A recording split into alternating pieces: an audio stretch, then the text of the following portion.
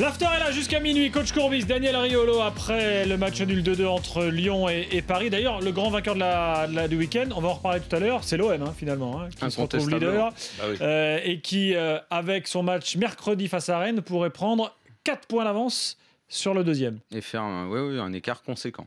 Voilà. 4 points sur le deuxième non, 3 points, puisqu'ils sont en égalité de points avec Lille. Non, je pense Autant que pour moi. Non, tu as retenu la leçon, 4 points avec le goal average. Ah, 3 points et demi. 3 points et demi alors, Voilà. dans ce cas-là. Roland, 3 points et demi selon ta théorie. Voilà. Évaluation sur le match. Et ça reste un écart conséquent. Évaluation sur le match Lyon-PSG, vous le voulez bien. On va oublier d'elle qu'on a déjà mis boulet. Là oui. On va oublier Cessignon qui a joué après tout assez peu, même s'il a raté oui, je pense l'essentiel. que tu peux l'oublier définitivement. D'ailleurs, le PSG devrait l'oublier. Enfin, sauf si pour le vendre, quoi. Je mets personnellement comme homme du match, après y avoir réfléchi pendant la pub, attention. Bafétimbi Gomis. Il marque le but de l'égalisation, il faut être bien placé, il se bat, il se crée des occasions. Meilleur joueur pour Lyon, Gomis. je veux dire. Homme du match, selon moi. Ah oui, c'est vraiment ton avis alors. Vous êtes un homme du match, toi vas-y. Mais pas Gomis. Ça, c'est sûr.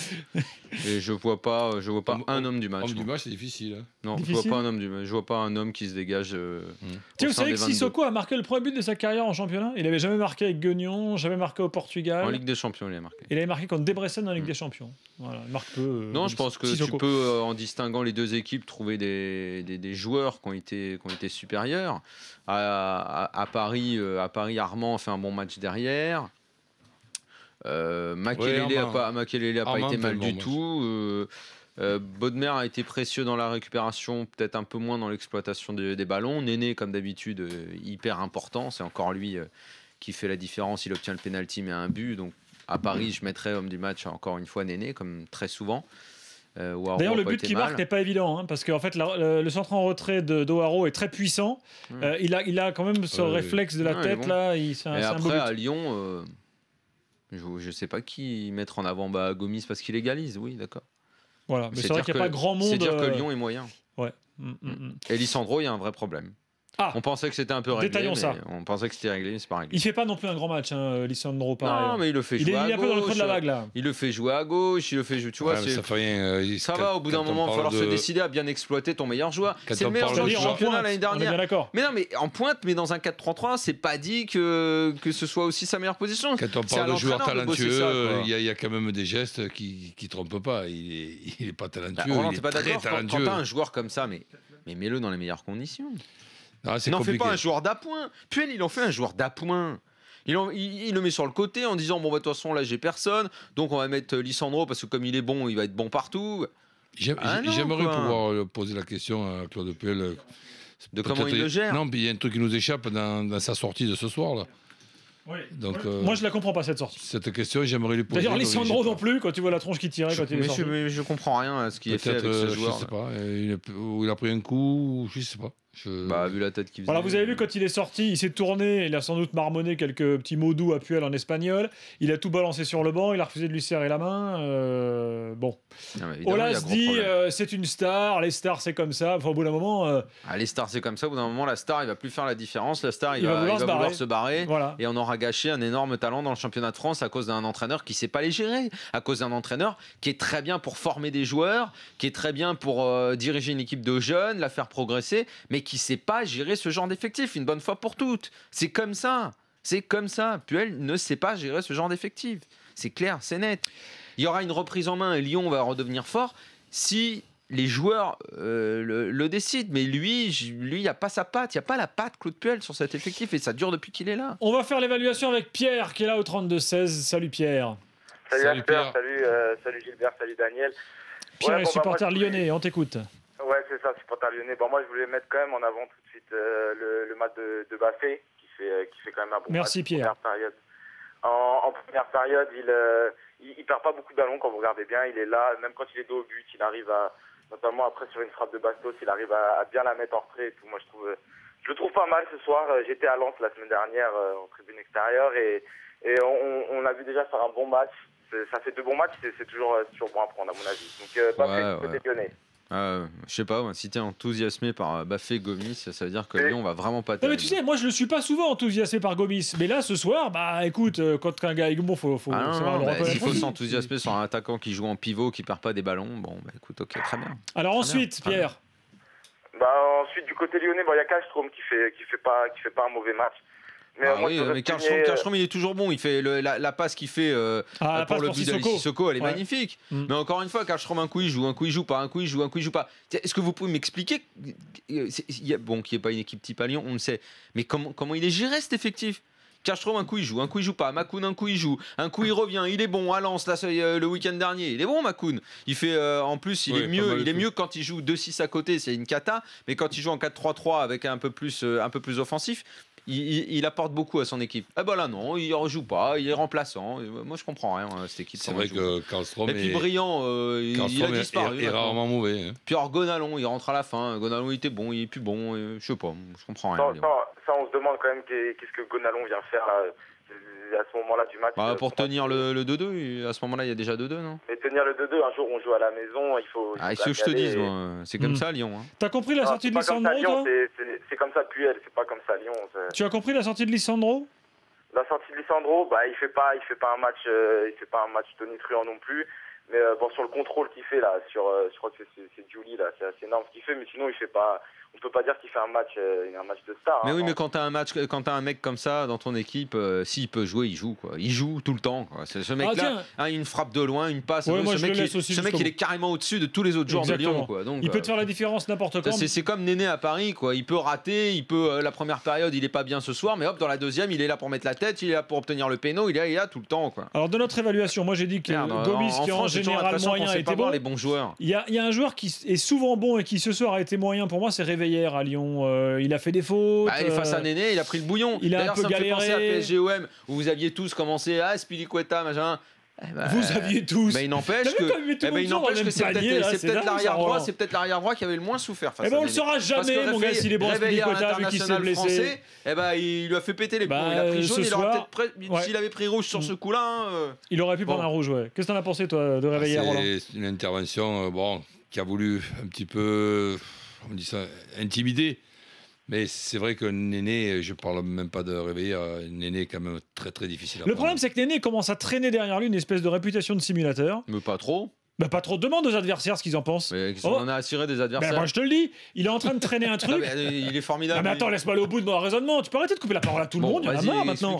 Néné traîne derrière lui cette réputation de simulateur maintenant. Dès qu'il va quelque part, à l'avance, les gens disent mais il y a Néné, il va encore en rajouter, il va plonger dans tous les sens, etc. Ça peut expliquer le comportement de Réveillère. Le mec se dit attends, lui, je vais pas le laisser faire, je vais mettre un taquet d'entrée ou des choses comme ça. Il va prendre carton jaune et il va risquer le rouge. Là, il a pas pris carton jaune sur Néné.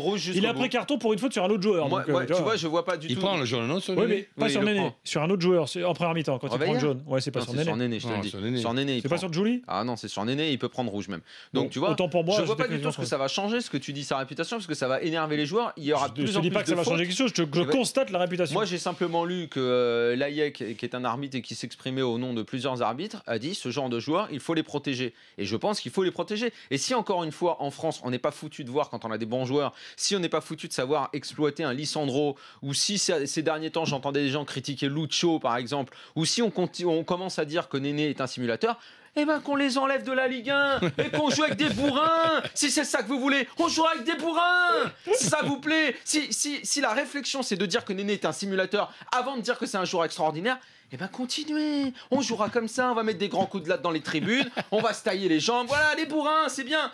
Mais si on peut pas avoir des artistes dans ce championnat de merde, parfait, amusez-vous avec les bourrins. Championnat de merde, ce qui reste à prouver.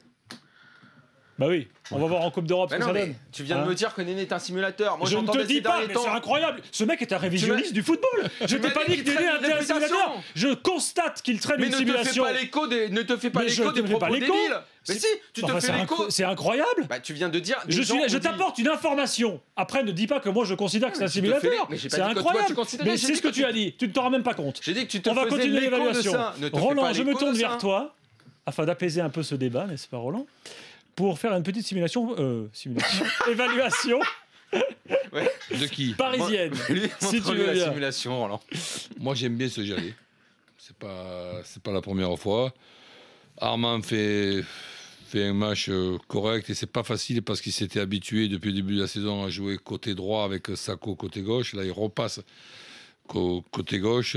Donc, ça fait quand même un bon pari et compte tenu des 3 joueurs importants qui leur manquent et vu que malgré ce, il y a quand même des changements intéressants en cours de match, je me dis que l'effectif de Paris, bon, évidemment, il ne faut pas une hécatombe de blessures, a un effectif pas seulement de qualité, un effectif aussi avec une quantité peut-être suffisante pour jouer sur plusieurs tableaux. Antoine Comboiré est en ligne avec nous dans l'after, on est ravis de l'avoir. Bonsoir Antoine.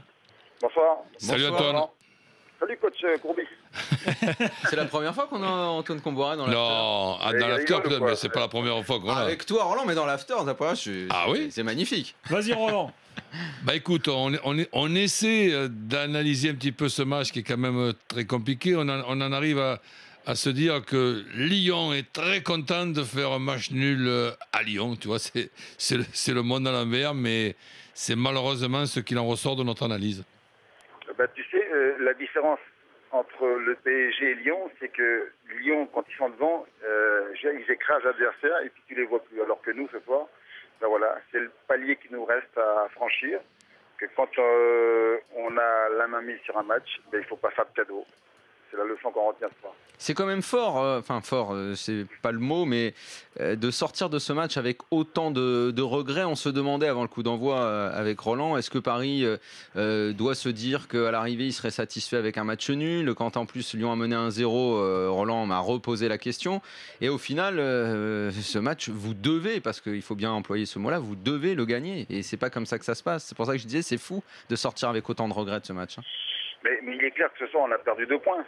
Parce que même si on a été mené au score, moi j'ai vu donc des joueurs avec des qualités mentales extraordinaires, ne pas se désunir, continuer à jouer, et puis aller de l'avant, et on se procure des occasions, et puis surtout donc on marque 2 fois, donc ce qui n'est pas une mince affaire. Après, voilà, il faut être capable de tenir le score et ne pas commettre de bévues, parce qu'il y a toujours donc chez cette équipe lyonnaise des joueurs capables de profiter. Non, plus, Antoine, juste un truc, Roland. Il y en a eu une énorme de bévue quand même, c'est celle d'Edel ce soir. Qu'est-ce que vous avez envie de lui dire? C'est à moi de vous poser la question? Oui. Ah, mais voilà, il le sait. À la fin du match, je lui ai dit, voilà, pour toi, donc aujourd'hui, ce qui est très important, c'est de retenir cette leçon-là, ne plus commettre ce genre de bévue, et puis surtout, relever la tête. C'est ce qu'on attend de lui. Hein. C'est un compétiteur, à lui de le montrer dans les jours qui viennent. Oui, c'est sûr que ça ne laisse pas de traces pour les matchs à venir. Donc j'étais en train de réfléchir aussi pendant le match. On est toujours, nous, tu sais, un petit peu des passionnés en se disant, tiens, l'option un petit peu audacieuse, un petit peu moins audacieuse. J'ai trouvé que malgré tes 3 joueurs absents, qui sont quand même 3 joueurs importants, il y a la possibilité encore de faire 2-3 changements intéressants. Et j'ai trouvé très judicieux de terminer le match comme tu le termines avec une seule pointe, Bodmer en 9,5. Et c'est dans cette période-là que je trouve que vous posez d'énormes problèmes. Et il y a d'ailleurs cette action sur le penalty qui se passe juste après être venu dans cette organisation, non? Non, mais c'est clair que déjà au départ, l'absence de Sakho, Chantôme et Verdi, c'est un gros coup dur pour nous. Et par contre, c'est ce que j'ai dit à ceux qui allaient jouer, vous avez l'occasion ce soir de montrer, et c'est ça qui est bien. Par contre, sur le banc, bien sûr, on n'a plus que 3 joueurs capables de prendre la relève. Ça a été donc Cessignon, Jérémy Clément et Serra. Et donc voilà, donc c'est vrai qu'avec ce soir, 3 possibilités donc de formation que j'ai eues, avec la rentrée d'abord donc de Ludo dans l'axe, et puis la rentrée avec Cessignon décalé sur le côté droit. Tu as encore une occasion à 2-2 de Cessignon. Hein. Oui, un mot d'ailleurs sur Cessignon, Antoine Comboiré, il est quand même très décevant en ce moment. Hein. Bah, depuis le début de la saison, il sort pas du tunnel. Hein. Ben, c'est le défi qu'il a à relever, c'est qu'aujourd'hui, tu as un Ludovic Jouli qui est revenu très très fort et qui lui pose des soucis, qui vient le titiller. Donc moi, ce qui m'intéresse, c'est que c'est qu'il abandonne pas, qu'il lâche pas, et puis surtout qu'il relève le défi, et qu'il soit capable justement de décisif. Et ce soir, à 2-2, il a une superbe occasion pour non seulement de marquer, mais aussi réparer la bévue de son pote là, derrière. Oui, absolument. Merci Antoine, merci beaucoup. Antoine. En tout cas, Antoine, bon, pas trop, même si vrai, le scénario du match est un scénario décevant. Remettons les choses à leur place quand même. Hein. Le match se joue à Lyon et c'est quand même un bon résultat de Paris Saint-Germain. Hein. Non, mais Roland, c'est clair que ce soir, je l'ai dit, le premier sentiment, c'est que beaucoup de fierté parce qu'on a vu donc une très belle équipe du PSG, capable donc de ne pas venir ici subir, je veux dire, l'ascendant donc de cette équipe lyonnaise. Donc on a été costaud et puis il manque pas grand-chose pour gagner. J'espère que ça va être pour les prochains jours. Ok, en tout cas, on te le souhaite. Merci Antoine. À bientôt. Salut. À bientôt. On a Hervé, messieurs, qui est supporter parisien pour enchaîner après Antoine Comboiré. Salut Hervé. Bonsoir à l'after, salut Daniel, salut Hervé. bonsoir à coach, Salut bonsoir à Gilbert, pardon. Et je voudrais saluer aussi notre entraîneur, Antoine Comboiré, ça me fait plaisir de l'entendre. Eh ben moi je suis très satisfait parce qu'on dit qu'on a laissé partir des points, mais on a réagi encore une fois tout en étant mené 1-0.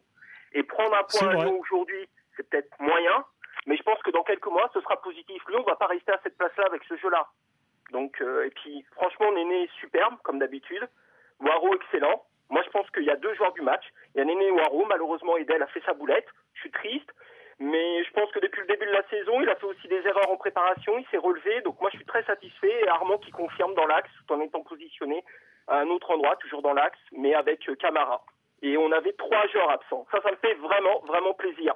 Bon, oublions pas qu'à Lyon, il y avait aussi quelques absents. Hein. Gourcuff, Chris. Bon, les deux équipes étaient amputées de quelques titulaires. Gourcuff, Chris, après, il cherchait. Bah non, Gourcuff, Chris. Oui.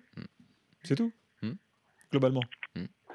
Hervé, qui as-tu trouvé bon ou moins bon, puisqu'on était dans l'évaluation deux joueurs qui, avant depuis le début de la saison, n'ont pas été aussi arrive. importants qu'ont pu l'être Sako et Chantôme, par exemple. Voire Erding sur les 2-3 derniers matchs. J'ai cité volontairement un défenseur à milieu. Ouais. Donc Hervé, je disais, qui as-tu trouvé bon ou moins bon ce soir dans notre évaluation? Waro, je le mets en avant.